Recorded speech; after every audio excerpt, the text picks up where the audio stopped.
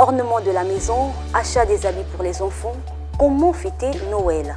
Autour de la question, Man Matinal reçoit le révérend Francis Tunana. Pasteur Francis, bonjour. Bonjour. Comment devrait-on fêter la Noël?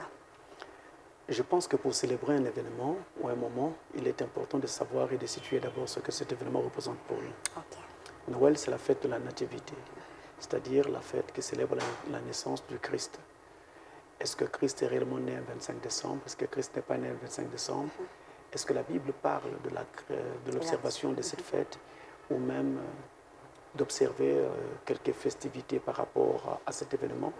Toutes ces questions en fait devaient être posées par un chrétien avant de s'embarquer dans quelques aventures menant à célébrer Noël d'une certaine façon ou d'une façon particulière. Donc, dans la parole de Dieu, nous n'avons nullement un endroit où il est écrit que Jésus-Christ serait né un 25 décembre. Okay. Ça n'existe pas. Mais on ne va pas ici faire la polémique autour de la question. Okay.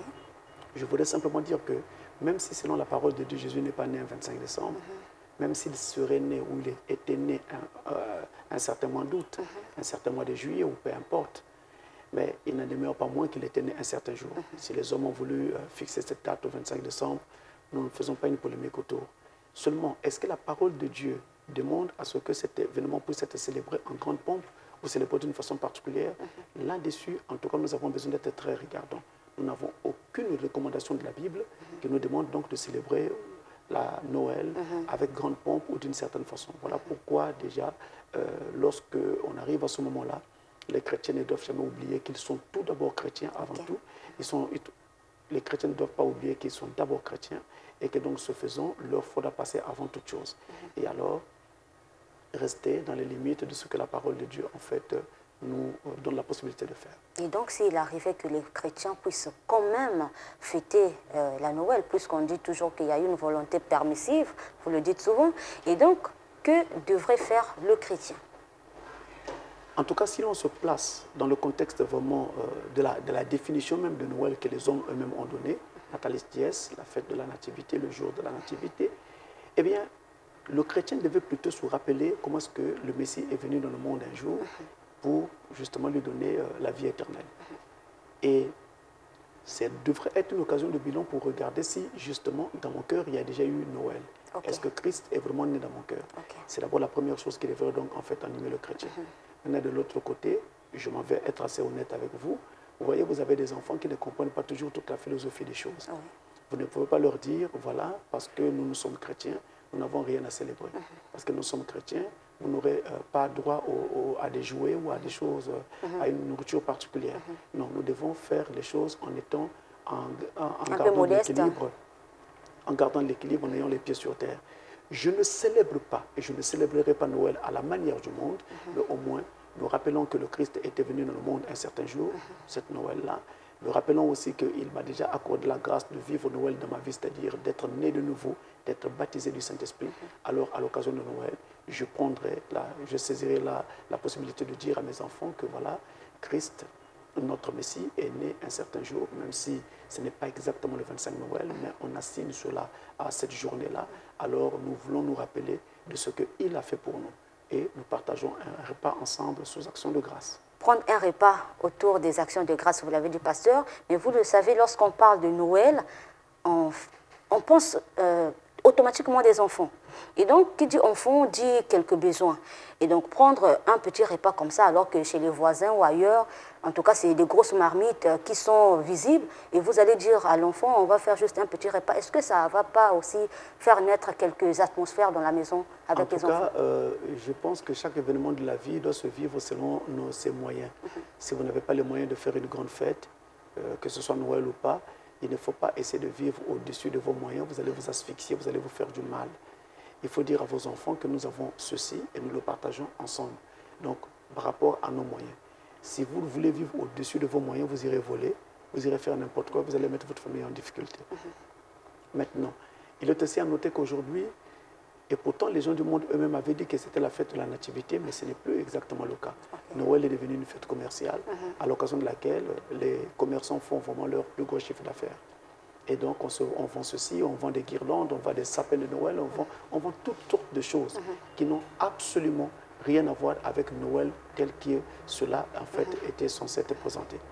Mais qu'à cela ne tienne, nous devons savoir que nous sommes sur la terre, nous faisons avec, et en essayant donc d'égayer nos enfants, il est important que les chrétiens rappellent à ces enfants que ce que je vous fais comme don, ce que je vous fais comme cadeau, ce que je vous fais comme présent, c'est en mémoire, en souvenir de ce que le Dieu du ciel nous a fait au départ comme cadeau à nous, êtres humains, en nous donnant le plus beau cadeau qui soit, son Fils, emmailloté, pour que nous ayons la vie éternelle.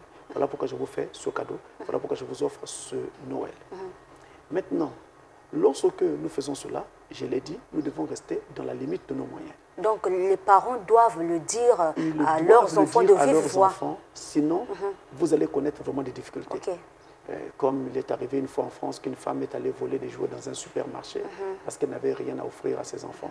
Alors, pour éviter ce genre de choses, nous pouvons justement, nous devons le dire à nos enfants. Mais il y a aussi une chose que nous devons, donc, une habitude que nous devons adopter. Vous voyez, après une fête de Noël, il y a des jouets que vos enfants ont utilisés, mais qu'ils n'utilisent peut-être plus, parce que ce Noël-là, il est passé. Et il y a l'école qui reprend son cours après, parce qu'on a un petit congé de Noël. Ensuite, il y a l'école qui reprend son cours après. On peut garder ce jouet. La saison prochaine, on ressort ce jouet, on le nettoie correctement, on le redonne à l'enfant pour que l'enfant puisse jouer avec. S'il n'était pas cassé, s'il n'était pas, il est encore en bon état. Donc ça, c'est un aspect des choses. Il y a aussi la possibilité d'acheter des choses de seconde main, donc des choses d'occasion. Il y a aussi la possibilité d'acheter des choses dans les friperies. Donc on a comme ça 1000 possibilités pour faire des économies pendant Noël et éviter de faire donc de la dépense pour rien. Parce que en fait, ce n'est même pas une recommandation de la Bible. Okay. La Bible ne recommande pas de commencer à dépenser à outrance pendant cette période, paraît-il que ce serait Noël. Non, sous prétexte que ce serait Noël. Certains parents tolérants, on va dire ça comme ça, chrétiens bien sûr, ont l'habitude d'orner leur maison. Ça peut être avec les guirlandes, beaucoup de choses qu'on vend sur le marché. Et donc, est-ce que vous, en tant que pasteur, ça serait mal, en tant que chrétien, de faire ce genre de décoration dans la maison à l'occasion de la Noël? Alors, même si je suis en train de faire, on va dire, des compromis, si c'est comme ça qu'on dirait en français, mais je voulais dire que je suis en train de mettre de l'équilibre. Okay. Mais il faut comprendre que mettre de l'équilibre ici ne signifie pas que nous devons comme ça nous allier aux pratiques du monde. Okay. Parce que les noëlitudes ne sont pas à observer. Nous n'avons pas besoin de toutes ces niaiseries qui n'ont aucun rapport avec la parole de Dieu. L'arbre de Noël, il faut déjà que vous ayez aussi le courage de le dire à vos enfants. Et il faut encore que vous sachiez quelle en est véritablement l'historique. Ça vient de très loin. C'est une histoire qui remonte à la Babylone antique, la Babylone de Nimrod. Lorsque Nimrod, qui avait bâti la première Babylone, était décédé, sa femme qui s'appelait Sémiramis est allée, on avait mis un pieu sacré sur sa tombe. Un jour, et donc, il est allé voir la tombe de son mari Nimrod. Il va constater que le pieu sacré qu'on avait placé sur sa tombe avait donc fleuri. Il va donc retirer ce pieu, le ramener à la cité pour montrer que le pieu-là, c'était quelque chose, un bois qui était sec, mais voilà, il avait fleuri. C'est de là que va donc commencer l'adoration d'un arbre ou d'un morceau de bois. C'est de là. Et cette donc adoration va traverser les siècles jusqu'à finalement arriver à Rome sous l'appellation arbre de Noël. J'ai sauté beaucoup d'étapes.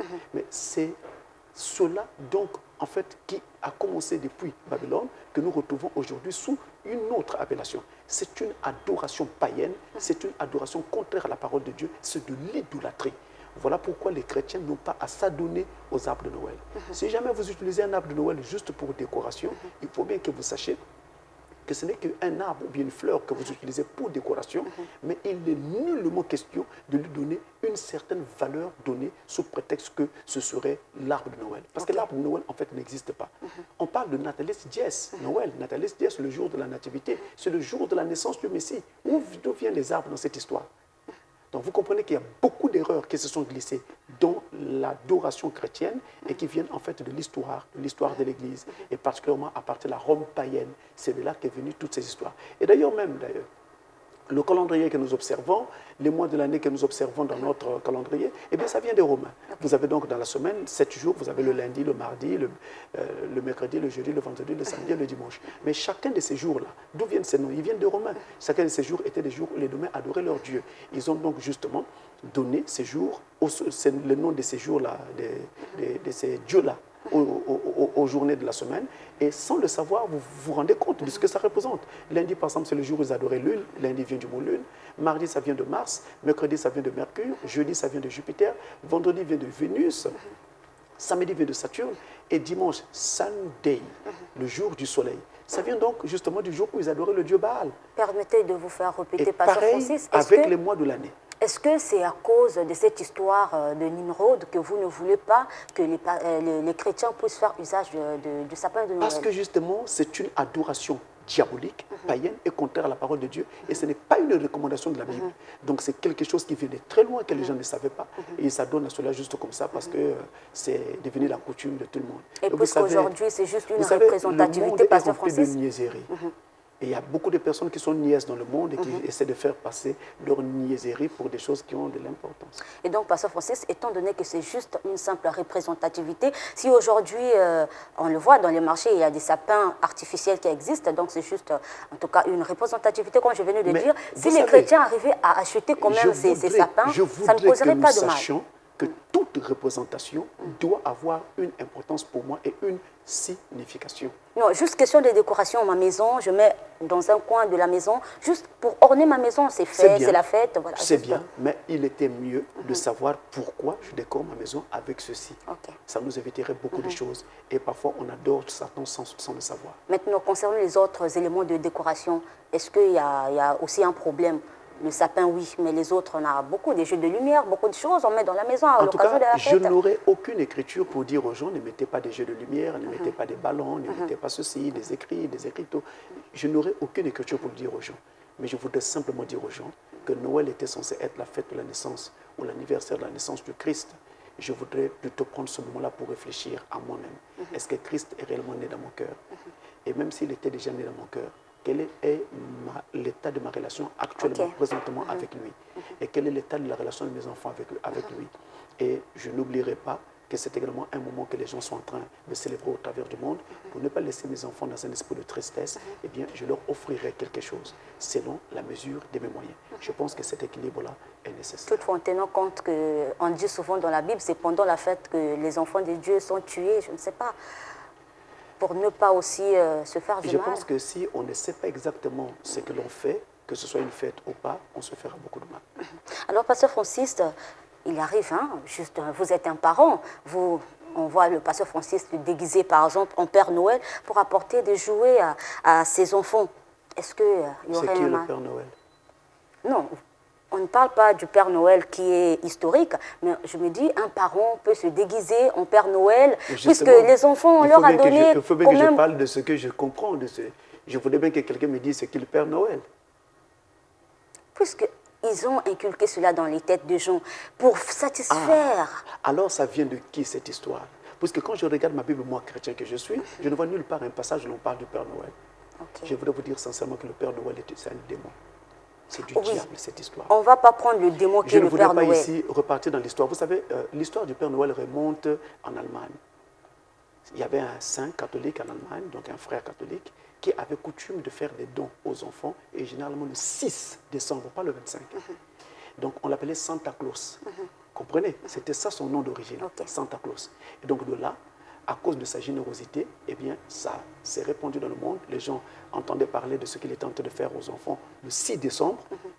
Sa générosité était finalement répandue partout. Alors c'est ainsi, partant de cette histoire, qu'on a inventé l'histoire du Père Noël. Et on l'a assigné au 25 décembre, comme quoi vous allez dormir la nuit du 24, le 25, quand vous vous leverrez, il y aura des cadeaux dans vos chaussures. Est-ce que dans les chaussures de quelqu'un, on peut loger un cadeau? Pasteur Francis, à moins que ce soit un bonbon de 25 francs. Pasteur Francis, la réalité... Mais sinon, si vous lui achetez une poupée ou quoi, ça ne peut pas être logé dans les souliers de quelqu'un. Donc déjà là, il y a tellement de mensonges, il y a tellement d'embrouillements. Et vous savez qu'il y a des pays du monde, à l'occasion de Noël, les services de poste sont vraiment, c'est-à-dire que submergés de lettres venant prétendument d'un certain Père Noël qui serait au pôle Nord ou je ne sais pas dans quel pôle. Je parle de la réalité. Des lettres qui arrivent écrites prétendument par un certain Père Noël. Tout ça, c'est de l'embrouillement inutile. Pourquoi l'homme investit autant d'énergie pour ce qui n'existe pas? Mais puisque le monde actuel marche comme cela, Pasteur Francis, est-ce qu'un parent... Parce que le monde marche sur la tête, il faut que moi aussi je marche sur la tête. Non, on parle de Noël, donc on veut satisfaire nos enfants. Et donc, moi, je n'ai pas besoin... base. Mais Pasteur Fossé, je n'ai pas besoin de croire peut-être en un Père Noël qui existe quelque part ou qui n'existe pas. Mais moi, papa, étant donné que je sais que les enfants sont autour de cette conception-là, qu'est-ce que je fais? Je me déguise en Père Noël juste pour satisfaire mes enfants à l'occasion. Pendant que je me déguise en Père Noël, je fais quoi de mon Dieu? Mais Dieu, il est toujours là, Pasteur Francis. Il est toujours là. Est-ce que je l'honore en ce moment-là? Et donc, c'est mauvais pour les chrétiens de faire ça. C'est très mauvais de pouvoir jouer comme ça, à devenir ou à se transformer en démon. Parce que le Père Noël est un démon. Parlons des jouets qu'il faut offrir aux enfants. Les parents chrétiens ont souvent du mal. Quel genre de jouets offrir à leurs enfants, Pasteur Francis? Est-ce qu'il y a des jouets qu'on ne peut pas donner aux enfants? Naturellement, il y a des jouets qu'on ne peut pas donner aux enfants. Vous savez, parce que ça va marquer l'esprit de l'enfant, ça va formater l'esprit de l'enfant, et ça peut donc imprimer une marque sur l'enfant, surtout tous les jouets qui ont trait à la violence, comme par exemple les armes à feu et des choses comme ça. Donc on doit devoir choisir les jouets minutieusement, mais en tenant compte aussi du goût de ses enfants et de la personnalité que l'on perçoit sur son enfant. Donc il faut regarder à ces choses. On ne peut pas donner n'importe quoi. Ça va, n'oubliez pas, ça va formater l'esprit de cet enfant et le préparer à un coup que le diable lui infligera demain. Ne soyez pas étonnés demain si votre enfant se retrouve... Mais si on a consacré ce jouet, quoi qu'il soit, un peu... On l'a consacré, puisque c'est ça, on va dire... Même si vous faites une prière sur une chose, mais si c'est un poison au départ, il restera un poison. Mais l'effet de la prière ne va pas transformer le poison en quelque chose, voilà. Ne faites pas comme... j'ai entendu l'histoire d'un saint, quelque part, entre guillemets, saint, qui disait que dans son église, on interdisait de manger la viande le vendredi. Oui. Alors lui, il aspergeait cette viande d'eau bénite, entre guillemets, question de sanctifier. La rendre mangeable. Mais ça restait de la viande. Mais c'est ça la puissance de la prière, vous enseignez la puissance de la prière. Et donc le chrétien consacre le jouet de son enfant. Il y a des enfants aujourd'hui qui aiment les pistolets, par exemple. Et donc on achète, on consacre. Je pense que la législation de notre pays ne permet plus la vente de tels articles. Et je pense que c'est aussi le cas dans certains autres pays. Et il faut noter aussi qu'il n'y a pas que le jouet en soi, mais il y a aussi la matière, le matériau qui a été utilisé pour fabriquer ce jouet. Il y en a qui sont très toxiques et qui ne sont pas bons pour la santé du tout. Déjà, quand vous tenez et que vos mains, ça pique au doigt, ce n'est pas à prendre. Quand vous tenez et que ça dégage une odeur qui ne vous convainc pas, ce n'est pas à prendre. Donc, toutes ces choses sont vraiment à prendre en ligne de compte pour éviter d'intoxiquer vos enfants, de les rendre malades. Vous pouvez développer une maladie dans l'enfant qui, demain, sera très difficile à soigner. Surtout que la plupart de ces jouets, vous savez d'où ils viennent. Donc, malheureusement pour nous, ceux qui venaient de France ne viennent presque plus. Que dire des parents, Pasteur Francis, que dire des parents du message, surtout qui refusent d'acheter des jouets à leurs enfants, pour leurs enfants, à l'occasion de la Noël, sous prétexte que ce serait qu'une fête païenne? Il faut le souligner, la Noël est une fête païenne. Si un papa dit à son enfant que la Noël est une fête païenne, je souscris entièrement à cette déclaration. Mais seulement, il faut savoir que votre enfant ne vit pas sur une planète à lui. Il vit sur une planète qu'il partage avec tout le monde. Donc, pour éviter de frustrer cet enfant qui ne comprend encore pas grand-chose de toute cette philosophie et de toute cette rhétorique autour de cette question, il est donc important de lui donner un jouet et de lui rappeler que Dieu nous avait aussi fait un cadeau lorsqu'il avait envoyé le Messie, le Christ sur la terre, pour notre salut éternel. C'était le cadeau que Dieu nous avait fait. Et donc, en souvenir de ce cadeau-là, moi aussi, papa ou maman, je te fais un cadeau. Une voiture. Une voiturette, un petit cheval qui saute, tout ça, une petite poupée pour la jeune fille, quelque chose comme ça. Mais je souligne, j'insiste, veillez sur le matériau qui a été utilisé, le plastique utilisé pour fabriquer ce jouet. Veillez sur l'odeur pour ne pas rendre votre enfant malade. Veillez sur toutes ces choses pour ne pas créer des allergies sur votre enfant, etc. Veillez sur ces choses, c'est important. Venons-en aux habits, Pasteur Francis, faut-il les acheter pour ses enfants, justement? N'oubliez pas une chose, le salaire que vous gagnez chaque fin du mois ne change pas miraculeusement à l'occasion de Noël. Donc, n'essayez pas non plus de vivre miraculeusement à l'occasion de Noël. Restez vous-même. Soyez ce que vous êtes. Vous en avez parce que Dieu vous a fait grâce.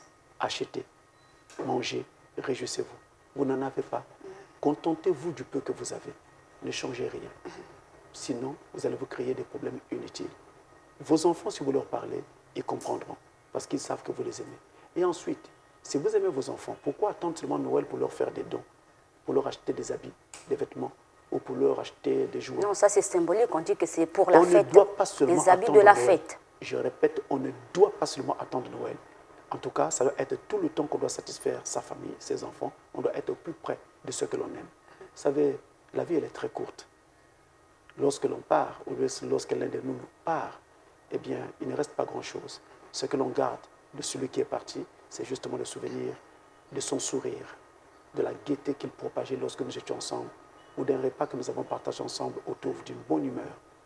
Mais pas les querelles auxquelles nous livrons tout le temps, pas les combats auxquels nous livrons tout le temps. Ce n'est vraiment pas ça la vie. Pasteur Francis, certains parents, pour satisfaire leurs enfants, c'est ma dernière question, les emmènent prendre donc du jus dans un bar ou un restaurant. Est-ce mal, Pasteur Francis? Je pense qu'il y a des milieux que les enfants ne devraient pas fréquenter. Si le milieu est sain et que vous y amenez votre enfant, il n'y a pas de souci. Mais si le milieu est malsain et que vous y amenez votre enfant, c'est de l'irresponsabilité. Vous avez un esprit marqué au fer rouge. Il y a un problème avec vous. Vous êtes un délinquant. On doit commencer par vous avant de traiter l'enfant. Jusque-là? Je vous dis sérieusement, un parent sérieux ne pourrait jamais amener son enfant dans une boîte de nuit ou dans un bar. C'est juste à l'occasion de la fête, un petit jus, mais je vous dis que les images que cet enfant verra ce jour-là dans ce bar, parce qu'il y aura d'autres personnes dans le bar. Mais c'est tout, en tout cas, c'est la quasi-totalité, c'est les enfants. Hein? Non. Même des personnes adultes qui seront naturellement mal vêtues, dévêtues, presque nues, sinon nues. Mais est-ce que dans la rue, on ne voit pas ce genre d'images, des gens en train de se livrer à l'alcool et autres. On ne sait pas qu'est-ce que ça va laisser comme impact sur cet enfant. Je vous en prie, la petite enfance a besoin d'être protégée. Et ce sont les adultes qui doivent protéger les enfants.